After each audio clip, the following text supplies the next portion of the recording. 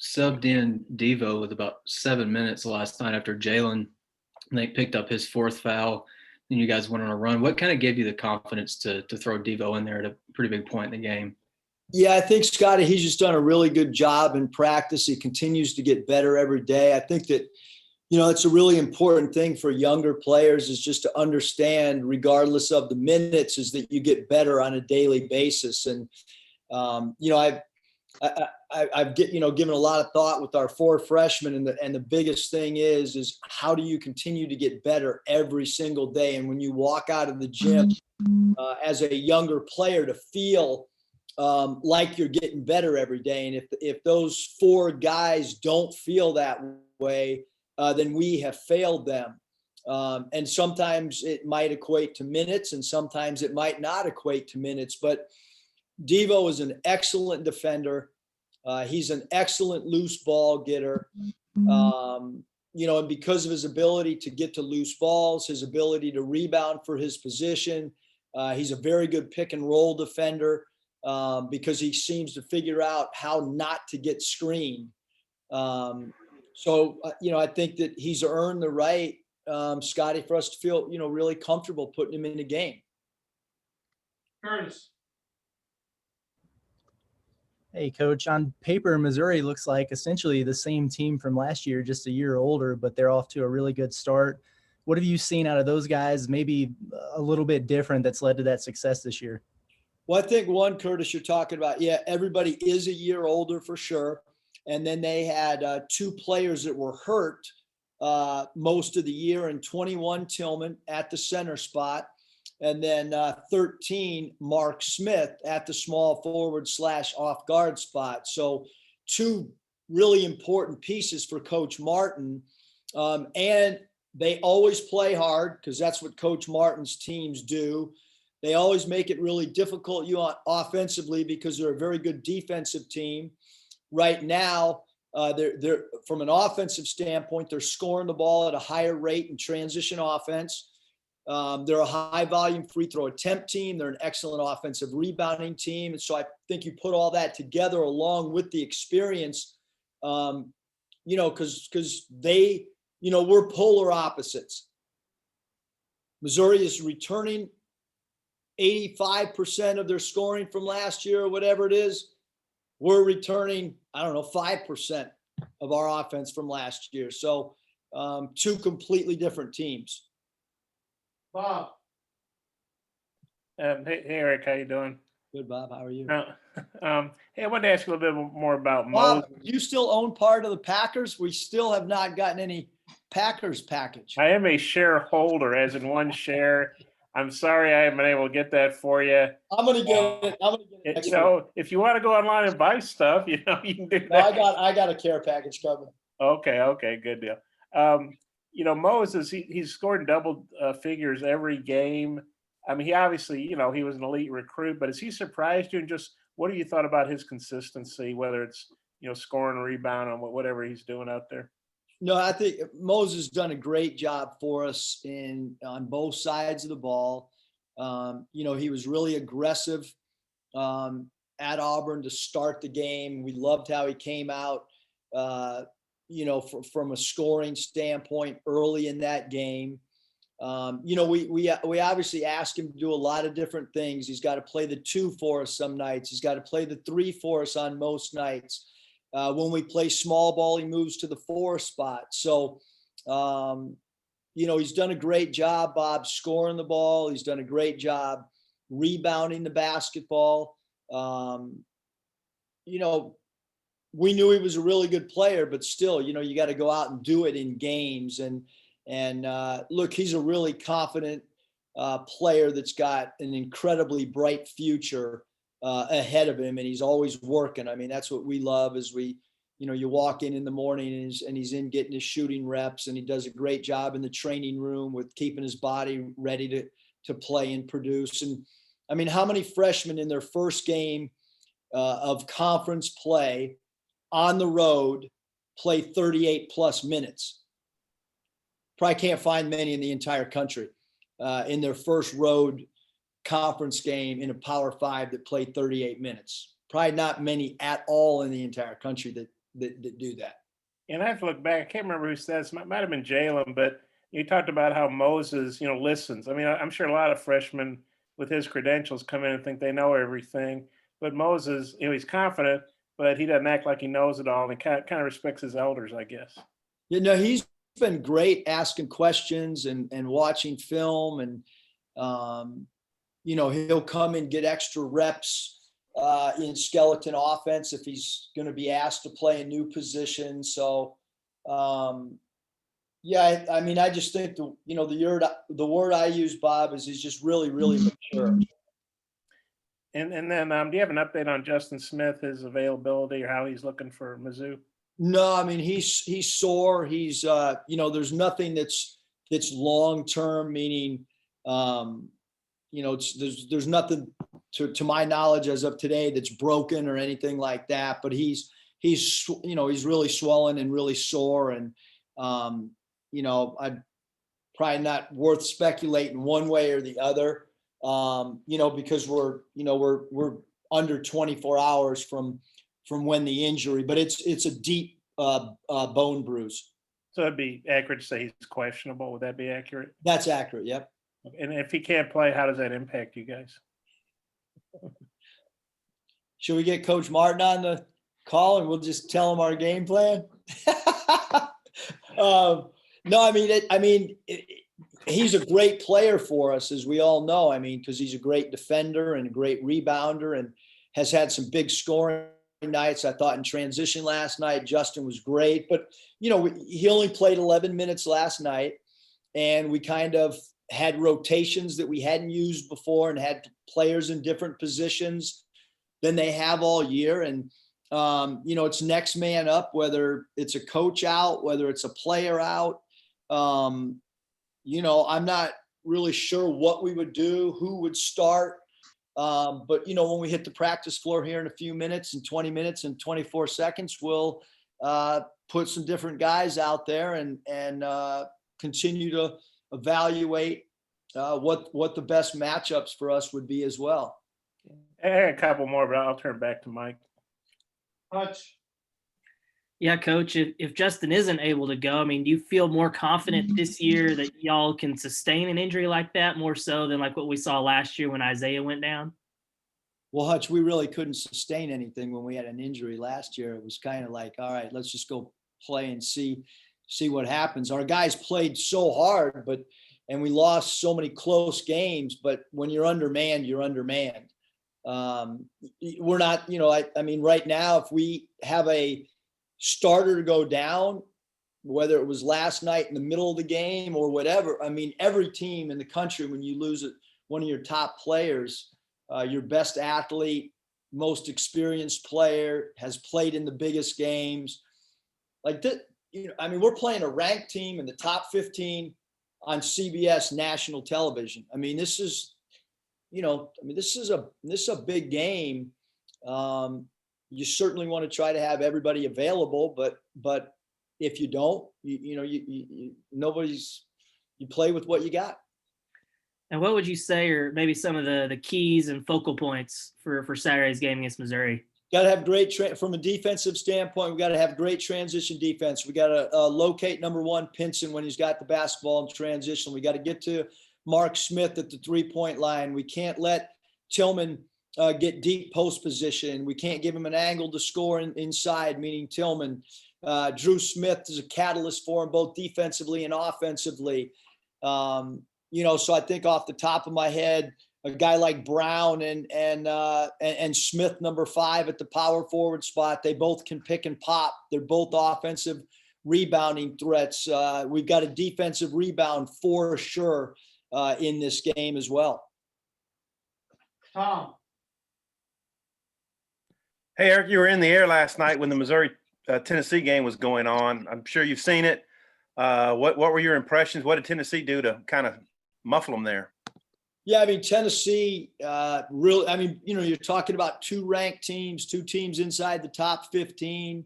I don't put too much emphasis, in one game against one team, because there's always matchups that can affect basketball games. And,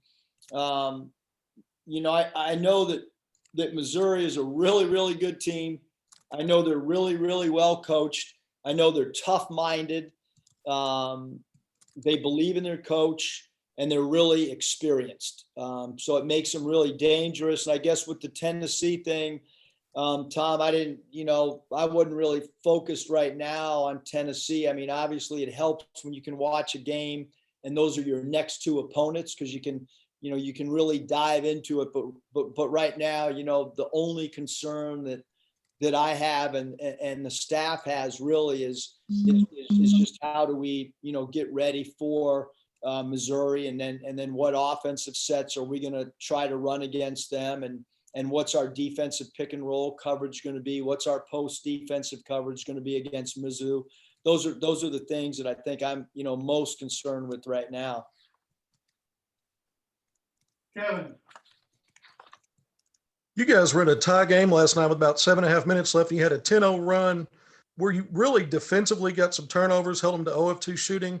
You guys took 1-3, and the rest of it was get to the basket, putbacks, free throw line. In a game that was up and down up until that point, did you really see this from your group? Because Tate was on the bench in foul trouble, and Smith wasn't on the floor either.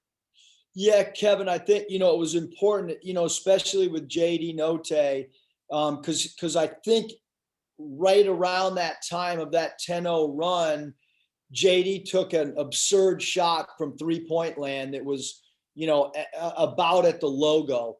And I didn't really have to say anything. His teammates, told him, like, come on, are you for real? Like, on that shot, really? And at that point, I just kind of interjected that, hey, let's take this thing to the cup, just because Auburn's shooting threes and converting at a high rate. Let's get to the free throw line. Let's try to stay in the bonus. Let's put pressure on the rim.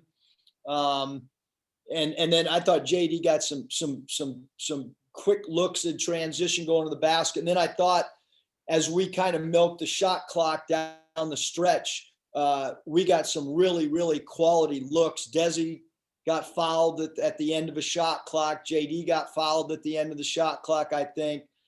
Connor got a dunk at the end of a shot clock. So I thought our clock management with the guys on the floor was really, really good, Kevin, that last maybe 7 or 8 minutes of the game. You left out Desi get an offensive rebound on his back as the shot clock was running down. Quick question about Connor Vanover. He had struggled the 2 previous games, didn't have any blocks in those games. His rebounds were a little bit down. What did you take away last night from his impact at both ends?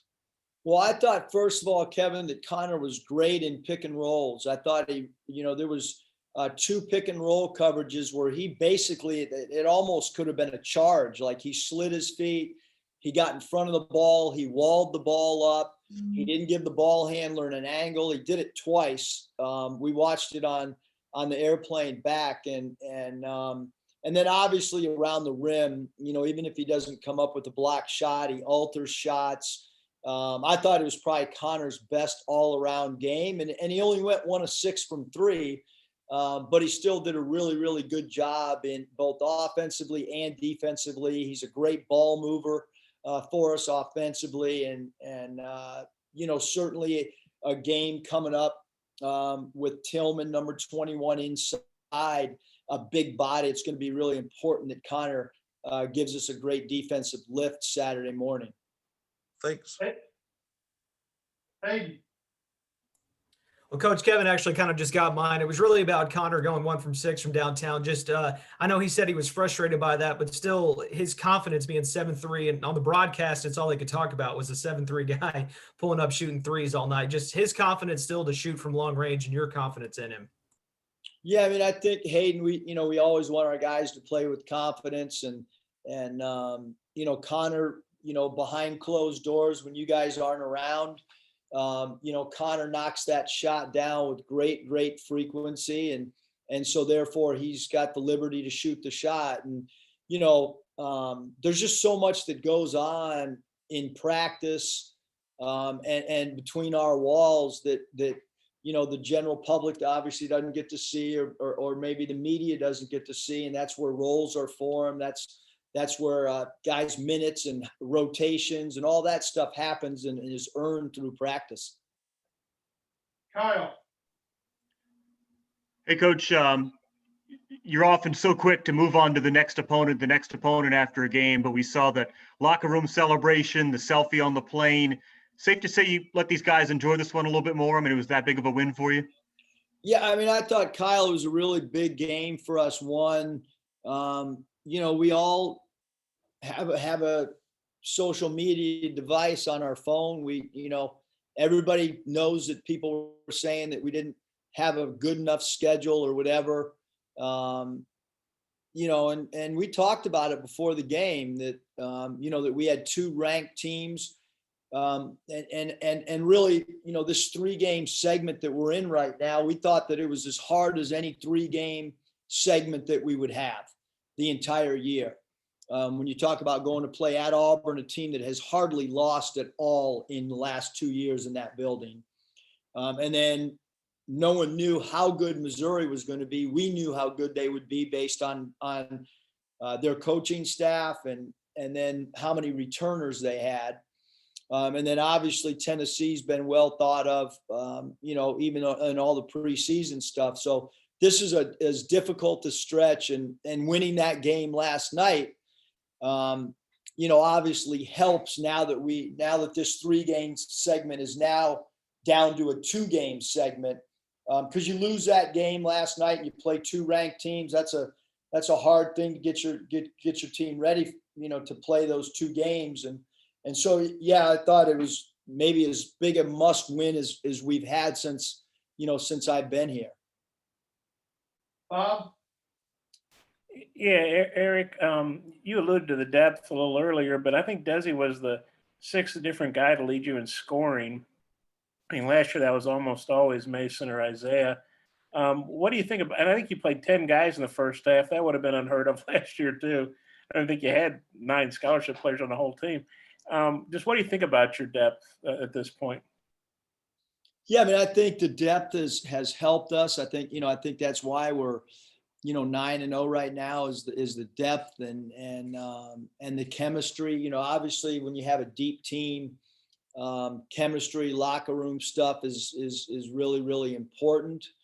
But I mean, like when you have a guy get hurt, you hope that the depth can help you survive a game last night. Like I said, I mean, we played 30 minutes without Justin and different guys stepped up. And, I mean, even Ethan, he went in for 2 minutes or whatever. And I thought he contributed to us. And everyone's talked about Devo and his defense last night. And so I think, we had a lot of guys step up, and Desi was phenomenal from a scoring standpoint, and Tate continues to take, the other team's best player and do a great job on him like he did last night with Powell. So the depth is obviously one of our strong, points.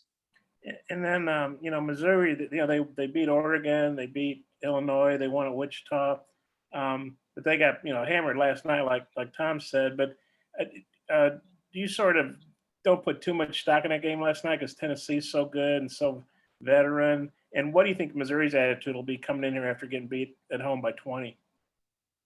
Yeah, I mean, I think, Missouri, like I said, I mean, they're ranked top 15, and they're really, really experienced. They're really well coached. I mean, I've known Coach Martin for a long time. I coached against him when he was a player. He is a tough, competitive dude. And his teams take on the personality of him. And so they're going to come in here and they're going to be ready to play, as is anybody should be ready to play. I mean, we should be ready because we're playing against a ranked team. We're on CBS national TV.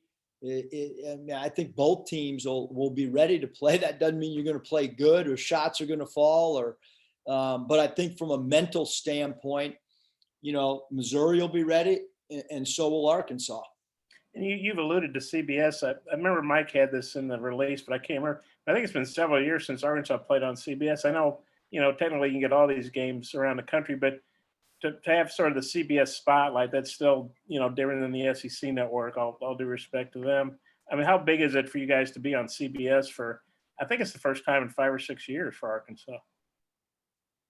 Yeah, I mean, I guess it's great for families and, you know, people that might not get other networks, but I mean, the floor is still going to be the same length and the rims and, but I mean, it's different, you know, when you drive by Bud Walton right now, there's a lot of trucks out there and you know, even 2 days before the game, I mean, I just went to lunch with the staff and one of the younger staff members said, "What are all those trucks?" And I said, "Yeah, that's what happens when you're on CBS national TV. That the ramp looks a little bit different than on a normal game."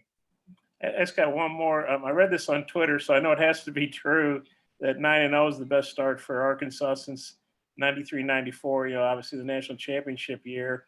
What do you think when you hear that? I'm dead silent. That's impossible. I'm just worried, Bob. How do we play well against Missouri? Because even when you play well against this team, it's going to be hard to win the game. And so we have to play our A game, you know, to be in the game against a team that's ranked in the top 15. Okay, I got one more, but I'll turn it back over to Mike in case somebody else has some. Well, Bobby just has to go to practice. The clock winding down here. Okay, well, there guys from Bob, ask it real quick. I'll go one more. Okay, Just 'cause you're such a great man. I appreciate that. Guys from the state of Arkansas scored 50 points for you last night, and Auburn actually had guys from Arkansas scored 21. Just what do you think that says about high school ball or players from Arkansas? Yeah, no, I think you know, obviously the state has produced not just this year. I mean, you look back at all the great players from this state, and you know, I mean, that's one of the reasons his job is so attractive. Is you know, because it's got great high school coaches and because it's got you know, great talent, you know, every year, and so that's why you've got to recruit the state and develop relationships and. You're not going to get every player out of the state. Just, you know, look at the history and, you know, some players fit your system. Some don't, but the state's proven to have great talent. Okay. Thanks for sticking around.